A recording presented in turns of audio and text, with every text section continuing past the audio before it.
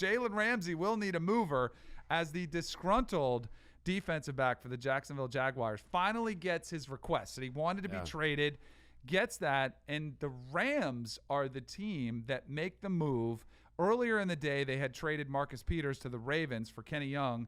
So clearly there was a little bit of suspicion going on, like, all right, they're going to lose an incredible corner who's a Pro Bowl caliber corner. What are they going to do? It wasn't that long after they announced the move for Jalen Ramsey, which in itself, when I saw it, I was like, oh, this is a good move for the Rams. And then I was like, well, what did they have to give up? Right. When I saw that they gave up 2 firsts and a 4th, I started thinking immediately, is this one of the worst trades in the history of the NFL? Now, of course, we won't be able to determine that until about 10 years because you have to see what the Jags get in return for those 2 firsts and the 4th.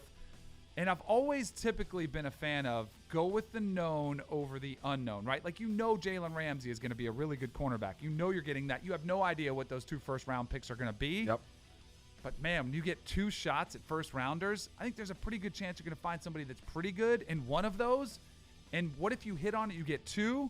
I just think this was a desperate move for the Rams. Well, teams that are in their window of opportunity sometimes have to make more desperate moves than other teams, right? Like when you've traded, Marcus Peters and Aqib Talib, your other, lockdown corner is on IR. You have to make a move. You can't roll your team out there that's already in a little bit of a tough position as a championship contending team.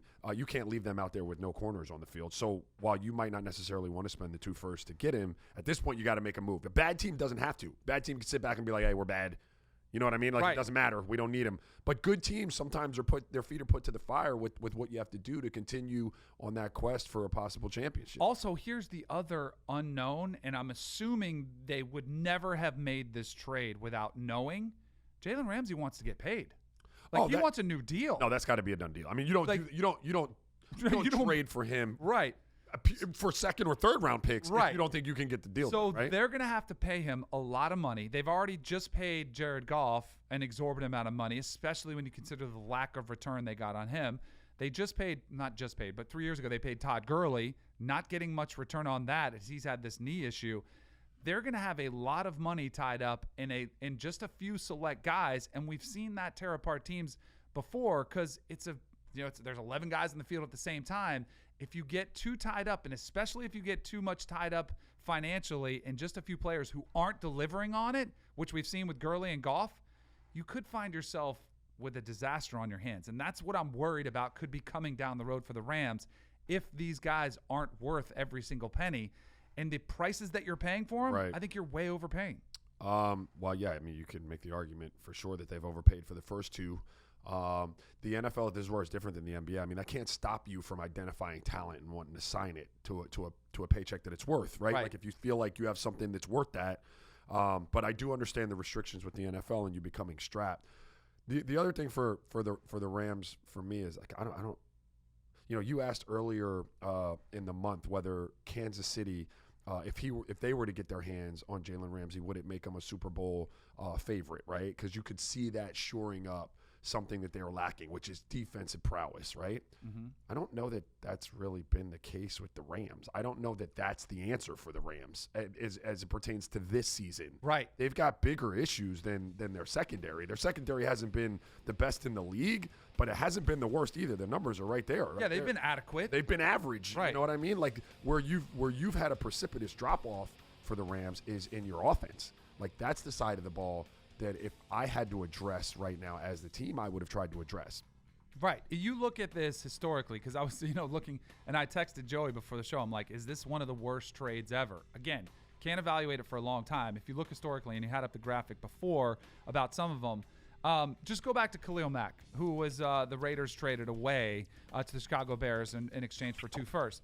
According to the Sloan Analytics Conference, there's a bunch of nerds that sit in the room and they evaluate things. The Raiders received the best transaction award at the Analytics Conference for trading Khalil Mack away. Yeah. Like, that's the way I think you might be looking at the Jacksonville Jaguars years down the road, is saying, you know what, they parted ways with an incredible player, but what they got in return, it's a value play. You get more options. You get more swings at first rounders than losing those picks altogether if you're the Rams. And there was a funny meme I saw out there with Sean McVay, and it's that app that makes you look really old. You know, he looks like he's 80. Yeah. It's like, hey, this will be the Rams' first pick under first round pick under Sean McVay, because it's not going to happen until forever down the road.